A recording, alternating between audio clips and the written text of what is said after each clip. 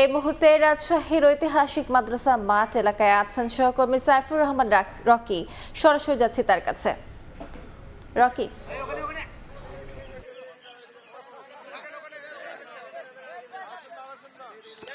দীর্ঘ ২২ বছর পর বিএনপির চেয়ারম্যান তারেক রহমান রাজশাহীর মাটিতে পা রাখছেন এবং তিনি রাজশাহীর যে ঐতিহাসিক মাদ্রাসা মাঠ সেখানে তিনি নির্বাচনী জনসভায় দুপুর ২টায় নাগাদ তিনি এই মঞ্চে বক্তব্য রাখবেন।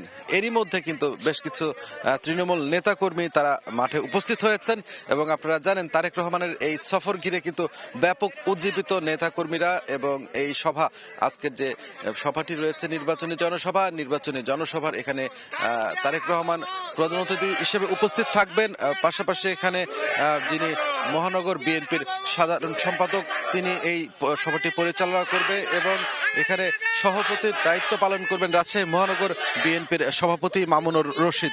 সব মিলিয়ে কিন্তু এখানে কয়েক লাখ মানুষের সমাগম হবে বলে কিন্তু নেতাকর্মীরা প্রত্যাশা করছেন। এটি আসলে জনসভা না, জনসমুদ্রে পরিণত হবে এমনটাই আসলে বলছেন।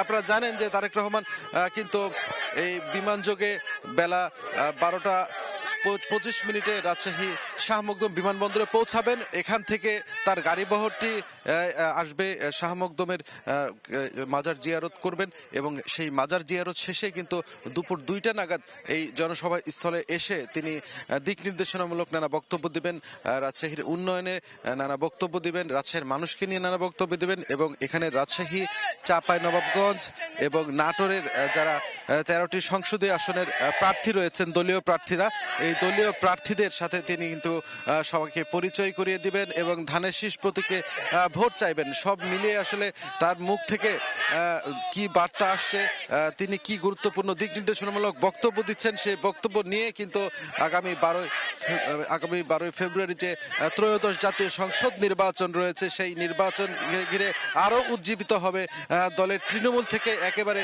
যারা শীর্ষ পর্যায়ের সিনিয়র নেতৃবৃন্দ আছে তারা, এমনটাই আসলে বলছেন। এই সব কিছু ঘিরে কিন্তু কয়েকদিন ধরে কিন্তু ব্যাপক কর্মযজ্ঞ চলছিল। তার স্টেজ তৈরি থেকে শুরু করে তার নিরাপত্তার দিকটি যেন নিশ্চিত সর্বোচ্চ গুরুত্ব দেওয়া হয়, সব বিষয়গুলো মিলিয়ে কিন্তু এখানে কিন্তু আইন শৃঙ্খলা বাহিনীর রক্ষাকারী বাহিনীর সদস্যরাও কিন্তু ব্যাপক তৎপর রয়েছেন। কয়েক স্তরের এখানে নিরাপত্তা ব্যবস্থা থাকবে। আপনারা দেখছেন এরই মধ্যে তার যেসব নেতাকর্মীরা রয়েছেন তারা কিন্তু স্লোগান দিচ্ছেন। অনেকেই তারেক রহমানের যে পতাকা, বিএনপির যে দলীয় পতাকা সেটি নিয়ে কিন্তু এর মধ্যে এখানে উপস্থিত হয়েছেন এবং অনেকেই কিন্তু বলছেন যে আমরা বিএনপির চেয়ারম্যান তারেক রহমানের বক্তব্য শোনার জন্য এবং সবার সামনে দাঁড়িয়ে তাকে দেখার জন্য কিন্তু এরই মধ্যে নেতাকর্মীরা কিন্তু এরই মধ্যে আসা শুরু করেছেন। আপনারা জানেন যে বিভিন্ন জায়গা থেকে, বিভিন্ন জেলা থেকে, আশেপাশের জেলা থেকেও আসবে এবং এই নির্বাচনী যে জনসভা আছে এই জনসভাটি শেষ করে তিনি এরপরে কিন্তু নওগাঁয় এবং পরবর্তীতে বগুড়ায় গিয়ে আরেকটি নির্বাচনী জনসভায় অংশ নেবেন। তো এই ছিল আমার কাছে রাজশাহীর মাদ্রাসা মাঠ থেকে সর্বশেষ। সরাসরি যুক্ত ছিলাম রাজশাহীতে।